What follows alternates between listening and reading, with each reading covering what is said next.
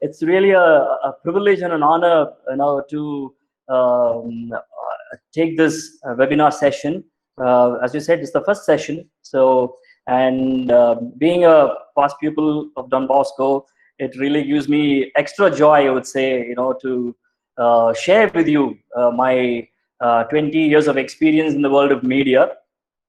I started my career as a writer. I just give you a little bit of about, although sister said so many things about, the companies that I work for, and the brand names that she mentioned, those are not companies that I work for, but in the brands that I have worked with, right?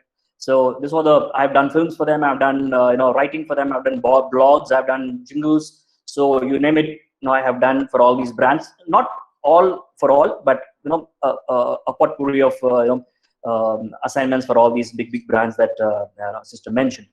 Okay, so coming back to the Don Bosco connection, it's really wonderful that I'm sharing this presentation. I wouldn't say presentation, but by my own experience with you. I hope it becomes a learning experience for you. Now, to start off, this is the first thing that I wanted to share with you. If you're all able to see the screen, there are these companies here: Fortune Magazine, FedEx, UPS, Walt Disney, HP, Charles Schwab, Standard Oil, General Motors, Procter & Gamble, United Airlines, Microsoft, and LinkedIn. And there are many more, but then I chose the prominent ones. Now, can any of you respond maybe through the chat box? What do these companies have in common? Any one of you?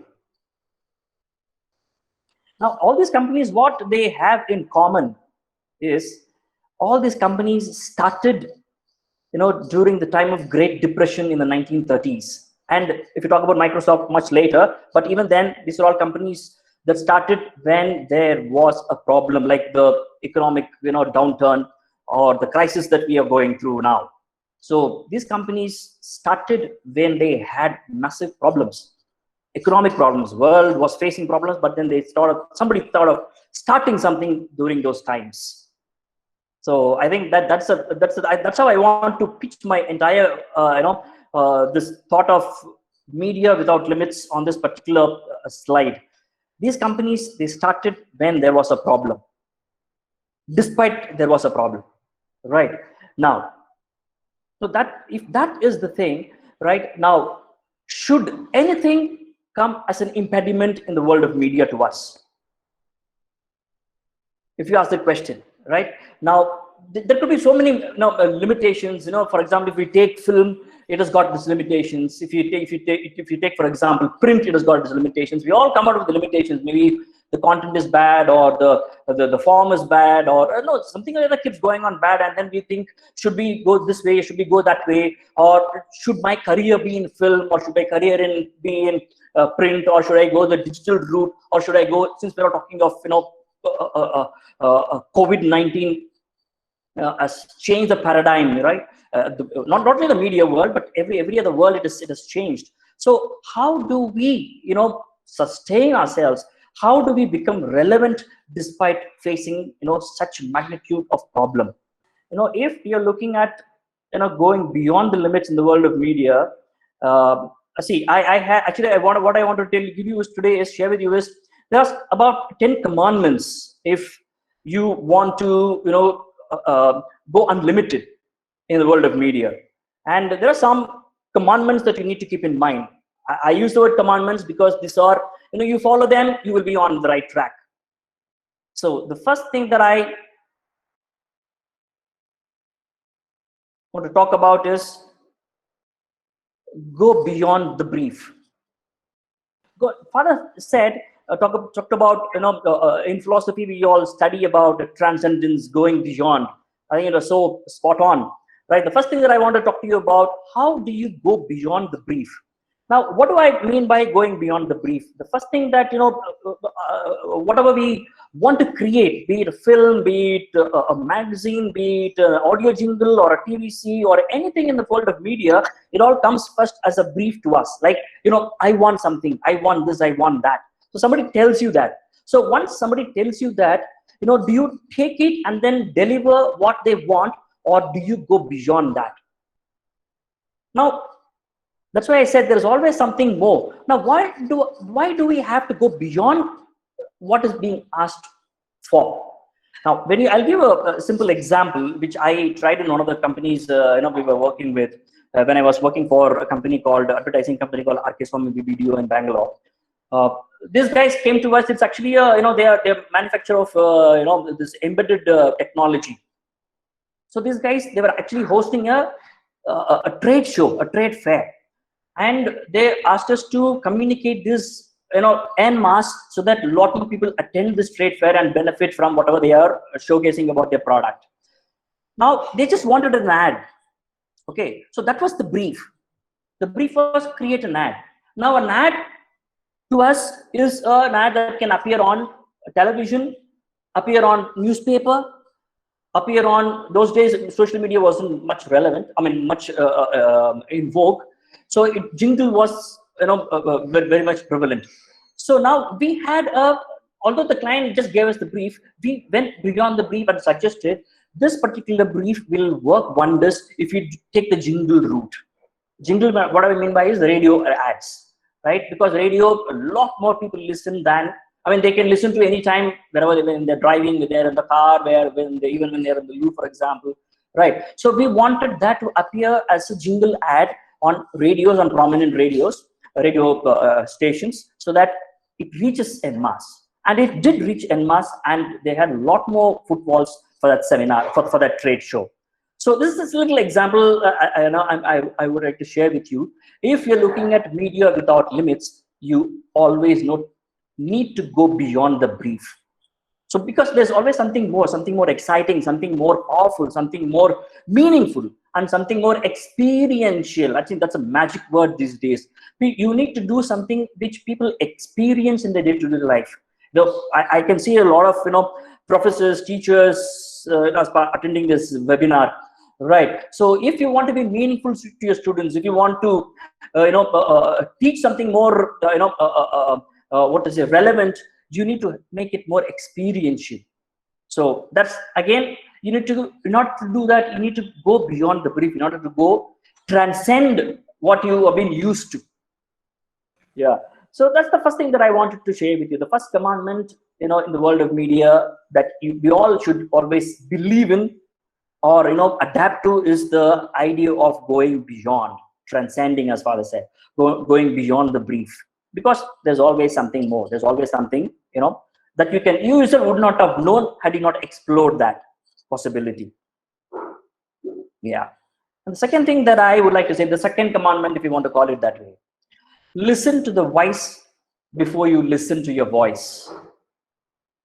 So this is nothing but your attitude of learning from the best. It's learning never stops. We all know, right? Whether we are professors, we are students, we are the faculty members, whether we are directors, whoever we are, we always keep on learning. Be it in media, be it in whatever field. Today, see, I will put this as well, right? Today, n number of you are in the media field, right? Tomorrow, maybe media is not the field for you. You will go to some other industry and choose your career there. But still, all these things will apply if you actually listen to and ponder over what I'm sharing with you. These commandments. Listen to the voice before you listen to your voice. Now, this is so specific in the creative world. Now, see, I have worked as a creative person, right from so to say, like a spot boy to the director level.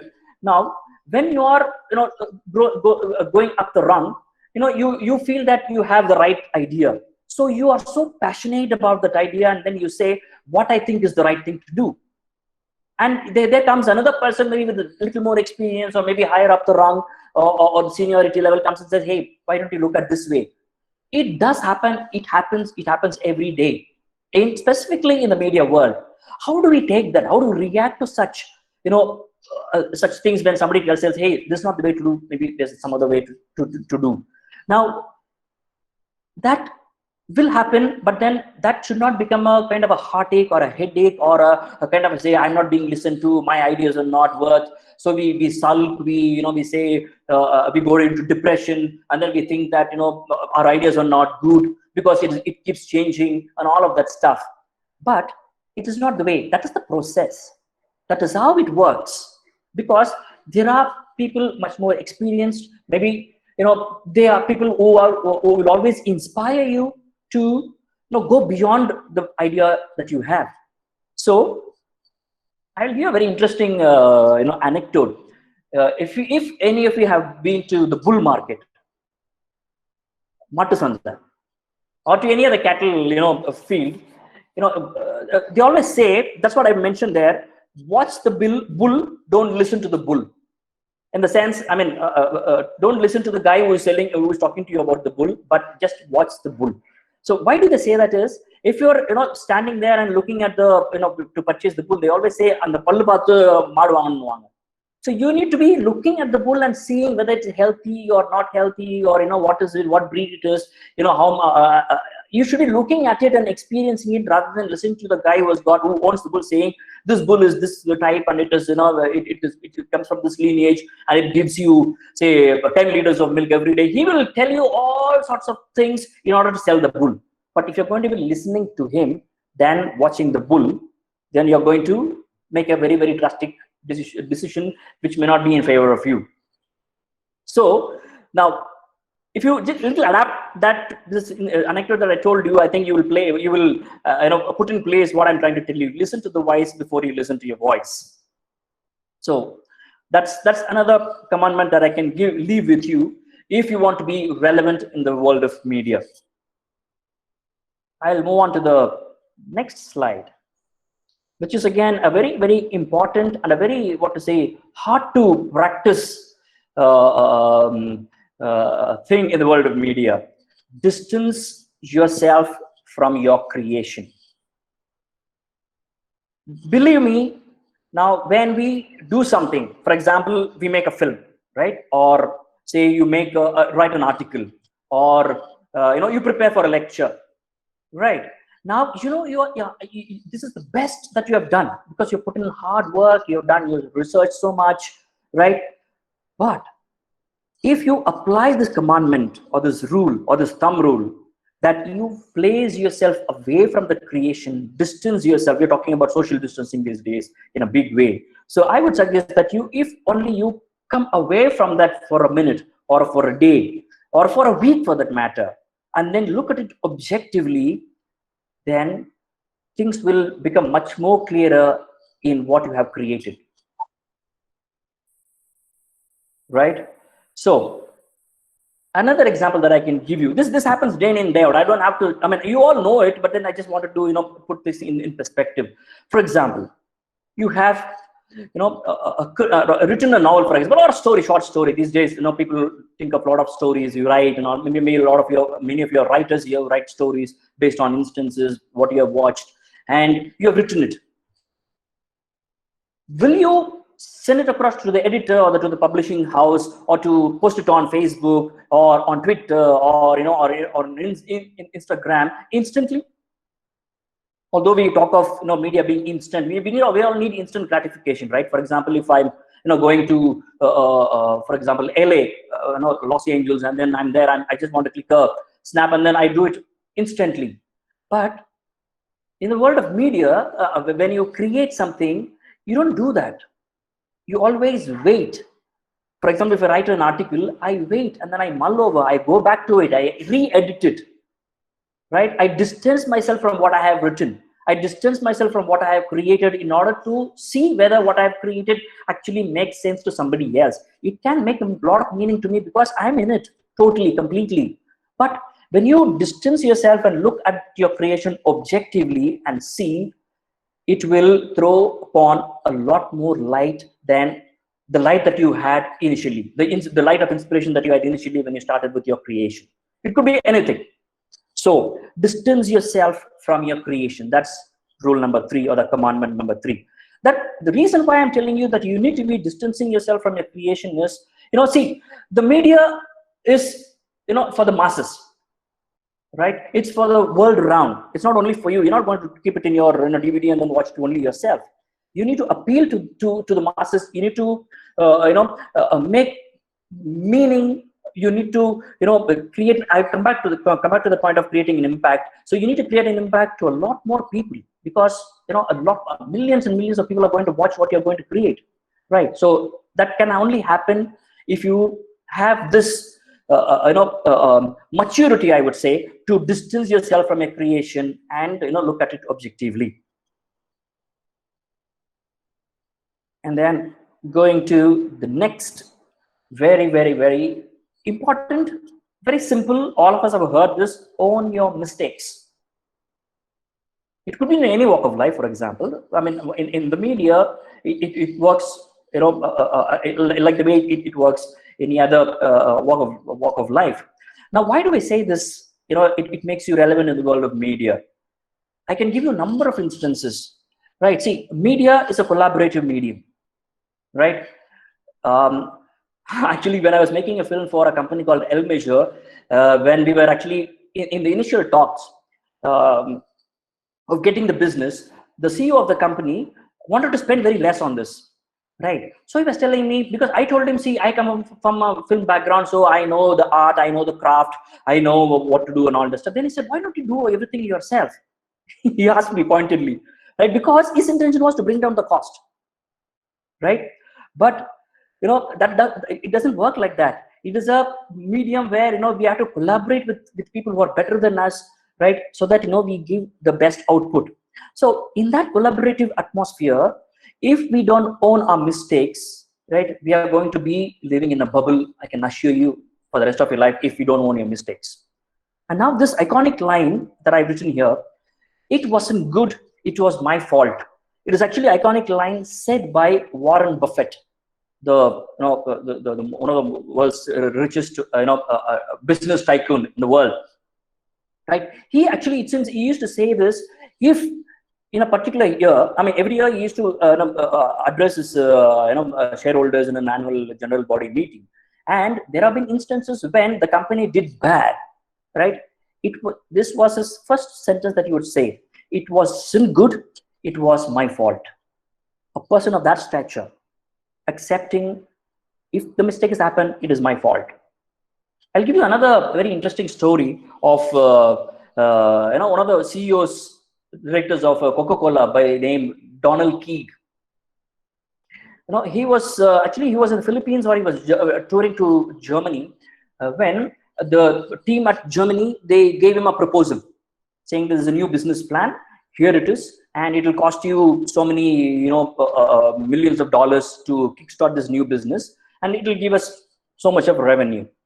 He, being the topmost guy, he rejected it outright. He saw that, and then he saw that just the numbers, right? It is huge number that is going to, and it was cutting into the sizable number of their revenue. So he said, nothing doing, we can't even think of this business.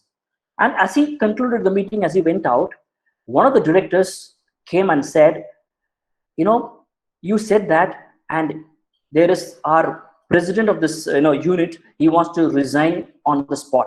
It seems Donald Key was just shocked. He said, why? What did I say? I was just saying no to a new business that you guys thought of. And then this guy explained, see, you don't know about East Germany. They were talking about East Germany and reaching out to a lot more people in East Germany and then developing the business in East Germany those days. So this director pointed out to him, you have never been to East Germany. So your perception of East Germany is something else, right? So I would suggest take a tour of this East Germany and make your decision and make your opinion. And Donald Key readily agreed. And so the following day or a few days later, they went around looking at East Germany, and it seems wherever he went, he spotted opportunities. Wherever he went, he spotted opportunities. And he changed his opinion, he changed his mind and said, yes, I made a mistake by rejecting that proposal, let's get on with it. And once they got on with that proposal, it seems the business flourished so much and it became a game changer in, I mean, it's all recorded, you can go back and check and read and get to know more about this interesting incident when a person owns his mistake at that level, right? So own your mistakes. Another reason why I'm telling you that is, when you own a mistake, it makes you, a collaborative person, because this media is a collaborative thing. people will want to talk to you. People will want to, share their ideas. Remember that the sentence about the commandment about listen to the voice before you listen to your voice. So even that can happen when you own your mistakes. You say, hey, yes, I made a mistake. Maybe whatever you thought, maybe you thought, this particular genre of communication is the right thing, but then somebody has told you, no, let's not go the route. Maybe we can go this route, and then that made all the difference. So own your mistakes, accept, and be what to say, a person who actually accepts your what to say, misjudgments, I would say. That's, I think, commandment number 4. Yeah. And I mean, see, these are all very, very things that all of us know, but when you put them into perspective, it changes the game altogether, right? So maybe a lot more learned persons, I saw that there are people who are in the research media, research level, PhD level, professors level. So you could be thinking, I mean, am I learning anything new? Maybe, or may not be, but then put things in perspective, even if you know, because all of us know you need to be trustworthy. But what am I saying by saying that, right? If you're trustworthy, I'll give you another example, my own example, right? I am saying here, it makes people come back to you for more, right? Now, any business, and media is business, right? Now, if you do something and people trust you for that, you can be guaranteed a repeat business specifically from you. You could be a director of an institution today, right? Let's take, for example, our own case in point, the Media Arts and College from Bosco, right? Now, if the institution is not trustworthy, would students join? Would professors, think of joining this institution and teaching and making a difference? Or would students would want to join and learn something better? Because if it is not trustworthy, if they don't bring in people who are worth their salt, worth their metal, if they don't bring in people, or if they're not credible, if they don't provide you with the equipment, if they don't provide you with the syllabus that is a game changer, would you be really interested, right? Now, the example that I wanted to share with you is one of the companies that I work for. I resigned from the company way back in 2010 after working there for 2 years. Believe me or not, after I resigned from there, I was called upon to support them in creative direction umpteen number of times, because either the person who replaced me, or after that, they would quit. Just it happens in the creative industry. People, they look at inga vandu paisa kasu seriyilla enakku work out ஆக, they will jump, right? So either that, or maybe they're not listening to the others, right? They are hell bent on pushing their own ideas. It could be a number of reasons. I'm not trying to say this could be one of the reasons, but my experiences, I was called upon umpteen number of times to come up with campaigns, ideas, right? For various companies, despite not working there full time. I would say that it was because they trusted me. They trusted my judgment. They trusted in my ideas, and they also trusted that I'm a person who is flexible enough to understand the bigger picture. That's the key word. You should understand. See, it's not that when you're having a collaborative conversation or a brainstorming session, it's not you're not trying to push your own agenda into something. For example, you want to make an ad. No, you are hell bent on saying only your idea is best. No, it may be, but then when you are in a collaborative atmosphere, when you are brainstorming, right? When you look into the possibilities, the pros and cons of what the others are saying, you come out with much more things that are more interesting, more relevant, more impactful. So if you want to do that, you have to be trustworthy in the sense people should trust you as a person who can be trusted with a job, who can be trusted with an idea, who can also be trusted to be collaborative. So be trustworthy. The next slide is be immersive. I think all of us know and will have to dream about this day in and day out. Only when we make our content immersive, right, we are going to be in this business. Because we're talking about, see, for example, the father said, you guys were talking about getting online, but today, maybe it's for the first time that is happening at a big scale. We have been forced by the situation. by the circumstance, right? And this is an immersive media. We're talking about media, and we're all in our own comfort zones, and we are listening. I mean, I should thank you for this. You are listening at your own comfort zones, right? And another thing, what is so beautiful about this medium is there are no one way of communicating anything these days. You can't just say, for example, if I have an idea of, say, talking about any issues, for example, let us take the idea, what is on top of our minds, COVID-19. Is there only one way of communicating this these days? Absolutely not. We have all seen a film on about COVID-19. We all have read a Twitter about COVID-19. We all have read a blog about COVID-19. We all maybe somebody is talking about jingle, about COVID-19, and newspapers, anything and everything. It's so immersive these days, right? Gone are those days when we thought of only making films as the only medium of communication, right? And what has changed much more is the world of gamification, the world of merchandising. Like, for example, I'll tell you what do I mean by that. I mean, we have all done this. I'm not able to recall the film, the Rajini's film, which was all plastered all over aircrafts and all that stuff. Which was that film? But what I'm saying is, see how the media is immersive these days, where all you can communicate, how you can be impactful. And when you reach out to so many masses, so many ways, you are being relevant. And again, coming back to the topic of how you can be relevant in the media today, despite all the problems you could face. Yeah, so that if only we are immersive, that's to make our communication immersive, we will be in the business of media, or else somebody else is going to overtake you or me and make an impact. I mean, there are great books about being immersive.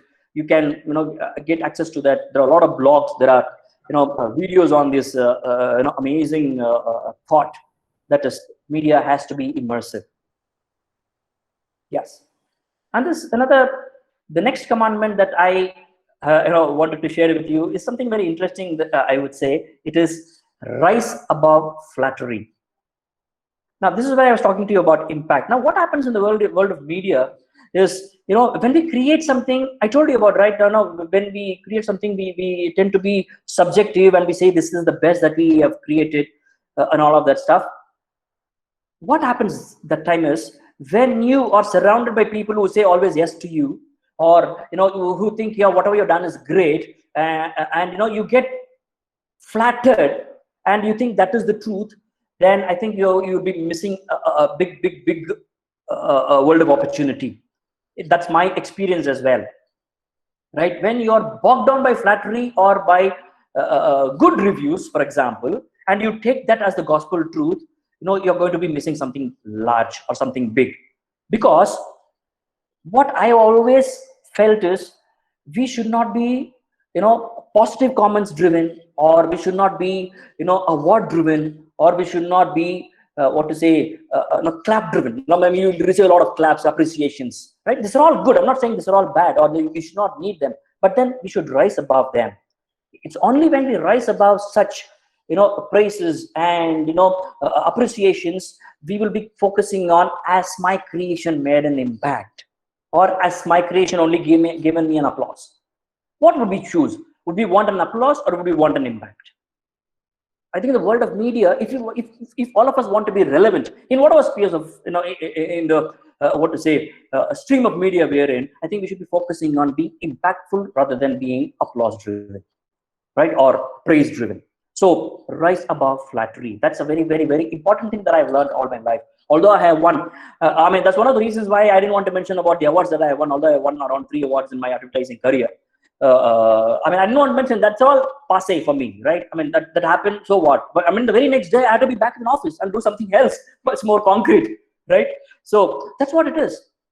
So we need to be impact driven rather than award driven, or however you want to coin it according to your perception.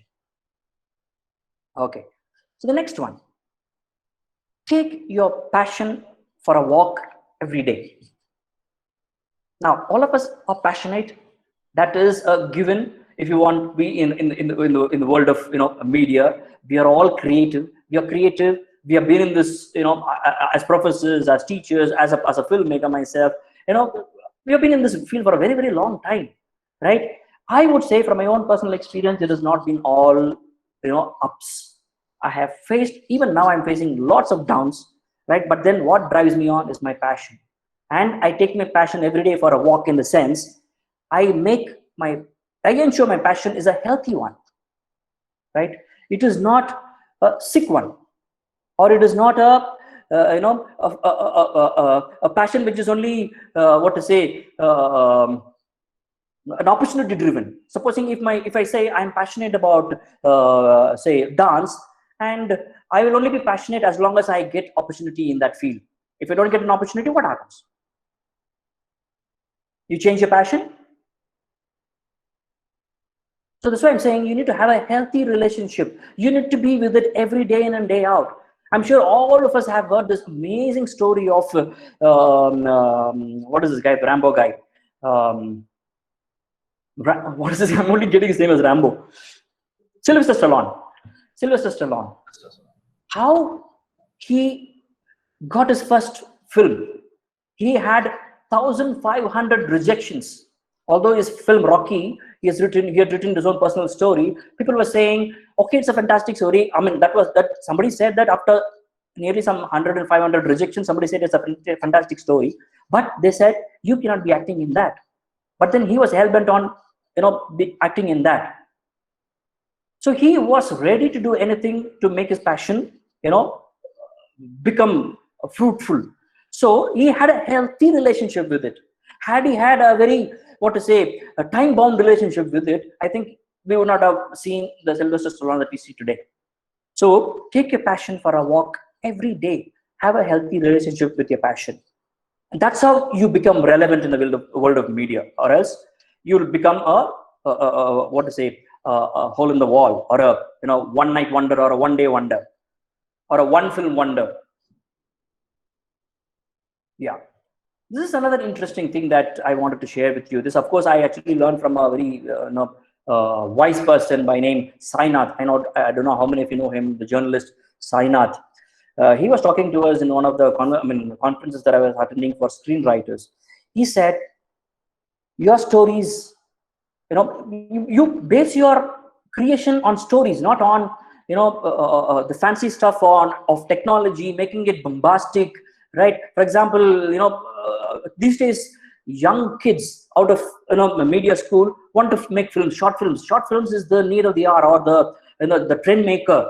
So what do? We focus so much on of music, dum dum dum, all that. The title will open, and after that, the first shot, it's a big letdown, or the first sequence is a big letdown, right?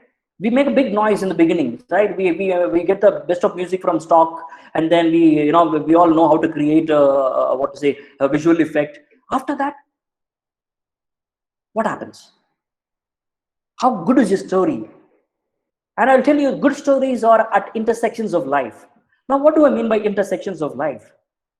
Now, when you look at a story of possibility and impossibility, you have a great story there.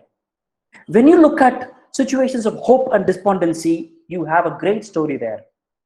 And you look at a society and an individual, like, for example, you could make a wonderful film or an article when you're writing about one person fighting COVID-19, or one person losing to COVID-19 despite his, so much of effort into it. It could be a doctor, it could be a nurse, or it could be a very ordinary person, it could be a migrant. Stories are there. Stories are there. That's what makes it interesting. Intersections, right? So, and that's what makes the story also simple. It's not about I'm not a great fan of this Bahubali and all the stuff where they use a lot of VFX and this and that. I'm not against them, but I mean, I would leave it at that. If you want to take it with a pinch of salt or an ounce of salt, I leave it at that. So, we need to be more interested in creating stories that are simple, stories that are heartwarming, stories that are at the intersections of life. So for that, there is another commandment which I'll come to. That is, believe in the power of nothing. I will read that again. Believe in the power of nothing. Now, I mean, I think is one of the famous philosophers who actually talked about tabula rasa. It's about an open-mindedness, right? Your mind should be, or yourself should be like an open slate, a clean slate, right? That's when you believe in the power of nothing. Now, before I come into that, I will tell you where I got this inspiration from. I mean, there's this great agriculturist by name Masanobu Fukuoka. I don't know if how many of you heard of him. He's a Japanese agriculturist who actually revolutionized agriculture. I'm talking about agriculture because I'm also into agriculture these days for the last 2 years, and I'm very passionate about agriculture. And he talks about one straw. I mean, he's written a book called One Straw Revolution, in which he says, if you want to do agriculture, do it naturally, and if you want to do naturally, do nothing. People misunderstood him when he said, do nothing. It doesn't mean don't do anything. What you need to do is, you need to be aware of what you're doing. You need to be observant of what you're doing. You need to be connected to what you're doing. And then you need to be persistent in what you're doing. That's why he said, do nothing. To him, nothing means it is actually a great thing. It's a great responsibility doing nothing, which means you're always trying to understand who you are or what the situation demands. You always observe, or you always get connected, and you're always persistent in doing what is right. So that can happen only when you're always open-minded. I'll give you a concrete example. Now,